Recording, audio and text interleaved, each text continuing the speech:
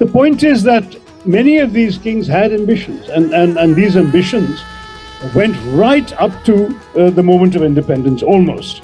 Then you've got Kashmir, of course, Manu's mentioned it. There's a story that in the 1890s, the British had seriously thought of annexing Kashmir to British India, and that the Maharaja of Kashmir had actually traveled to London and lobby to save his state. But can you imagine what would have happened if the British had annexed it? Because obviously it would have fallen victim to Cyril Radcliffe's partition pen in a way that it didn't when the princely state as a state acceded to India. The fact is that these princely states, of course, had their own treaty relationships with the Brits. And when they were all dissolved, we tried to create a united nation. It didn't just happen overnight. So, for example, in Punjab, you had the Patiala and East Punjab States Union, which was a collection of princely states, which then eventually had to be dissolved into what became Punjab state and then was broken up into Punjab, Haryana, and Himachal. The political process of the legacies of these states has varied from place to place. Very few princely states simply survived in the form in which they were. Of course, Rajasthan was created, first Rajputana, then Rajasthan.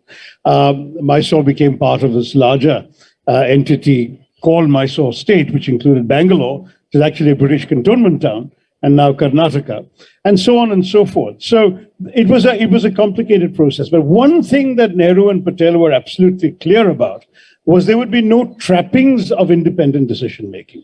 It's amazing, for example, that Travancore actually sought to be independent on August 15, 1947. And they even sent an envoy to Delhi. Nehru sent him packing. But they were in direct contact with Jinnah. Jinnah wanted to have a diplomatic relationship with Travancore. By the way, the reason Travancore is coming up so much is I'm the MP from there, from Thiruvananthapuram, which is which was the biggest city of Travancore at the time. The point is that many of these kings had ambitions, and these ambitions went right up to the moment of independence, almost. Then you've got Kashmir, of course, Manu's mentioned it.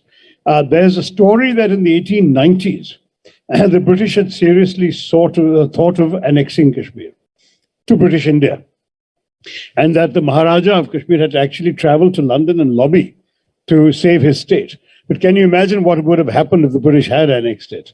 Because obviously it would have fallen victim to Cyril Radcliffe's partition pen in a way that it didn't when the princely state as a state acceded to India. So there are all these histories and legacies and complications emerging from all of this. One of the reasons we finally last year had a territorial settlement with Bangladesh is because there were about 150 enclaves in each other's countries after partition, right up to for 70 years after partition, where there were bits of territory in what we think of as India that were actually part of Bangladeshi sovereignty, but over which the Bangladeshis could exercise no control. And similarly, Indian enclaves in Bangladesh, over which we could exercise no control. And some of these had come about literally through the gambling of princes. I mean, they would literally wager entire villages and half a district and so on, lose, and then suddenly this chunk belongs to the chap on the other side, and vice versa. You really had some amazing messes.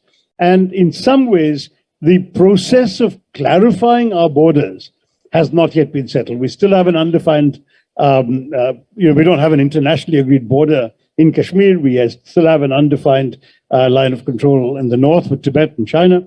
So all of these things suggest that the processes of political line drawing, complicated by the princely states to begin with, are still a lingering concern in contemporary India.